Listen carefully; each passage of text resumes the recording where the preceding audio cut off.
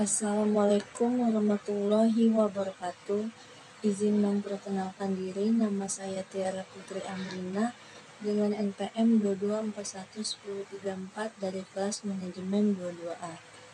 Di sini saya akan menjelaskan materi, yaitu tentang teknik sampling.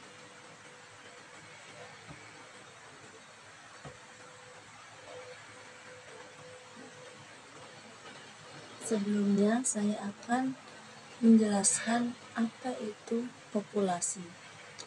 Populasi adalah kelompok keseluruhan orang, peristiwa, atau sesuatu yang ingin diselidiki oleh peneliti. Populasi sasaran. Tujuan utama populasi penarikan sampel adalah untuk memperoleh informasi tentang populasi. Oleh karena itu, sejak awal perlu mengidentifikasi populasi secara tepat dan akurat. Contohnya, populasi sasaran untuk penelitian. Persepsi akuntan adalah para akuntan. Dan populasi sasaran untuk calon mahasiswa. Potensial ada siswa SNU dan lain-lain.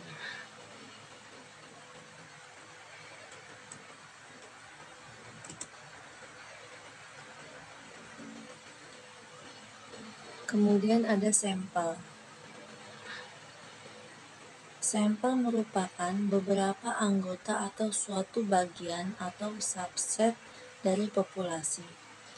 Hal ini mencangkup sejumlah anggota yang dipilih dari populasi, sehingga sebagian elemen dari populasi merupakan sampel. Sampel ini sangat penting dalam penelitian karena berkaitan dengan kredibilitas dan mutu penelitian serta biaya penelitian yang harus dibayar. Nah, definisi sampling. Sampling adalah proses memilih suatu jumlah unsur populasi yang mencangkupi dari populasi sehingga dengan mempelajari sampel dan memahami karakteristiknya memungkinkan untuk menggeneralisasikan karakteristik tersebut pada seluruh anggota populasi. Kategori sampling. Yang pertama ada probability sampling dan non-probability sampling. Probability sampling yaitu proses pengambilan sampel yang menjamin adanya peluang bahwa setiap unsur populasi dipilih sebagai anggota sampel. Probability sampling meliputi random sampling, systematic sampling, stratified random sampling, cluster sampling, area sampling, dan double sampling. Kemudian, kalau non-probability sampling adalah proses pengambilan sampel yang tidak menjamin adanya peluang bahwa setiap unsur populasi dipilih sebagai anggota sampel.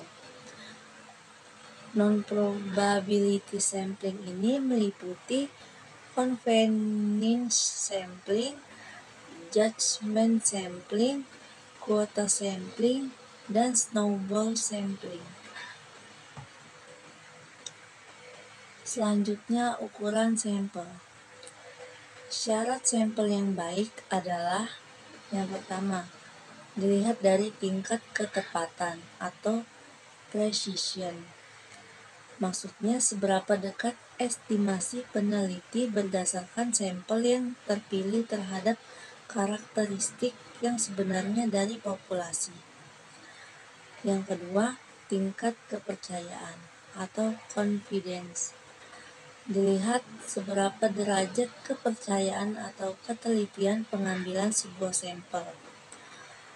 Selanjutnya, confidence levelnya 95% sampai 99%.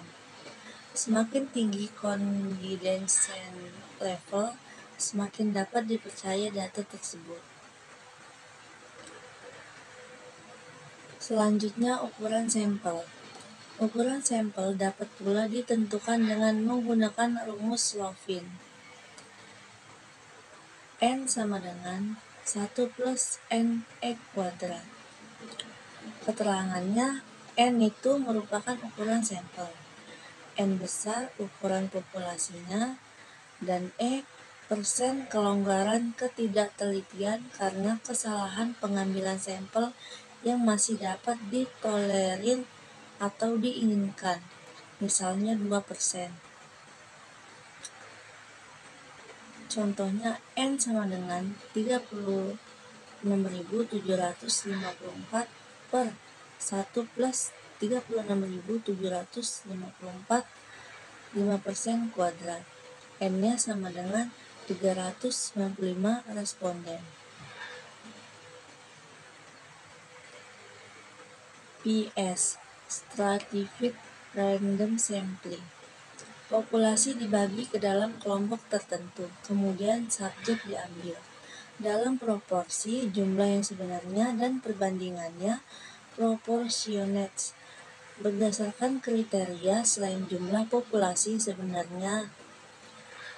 Kemudian kelebihannya paling efisien di antara semua desain, probabilitas semua kelompok terwakili jumlahnya, dan kelemahannya stratified harus memiliki arti tertentu, kemudian lebih memakan waktu dibandingkan dengan simple random sampling, dan yang terakhir kerangka populasi untuk tiap kelompok atau strata yang diperlukan.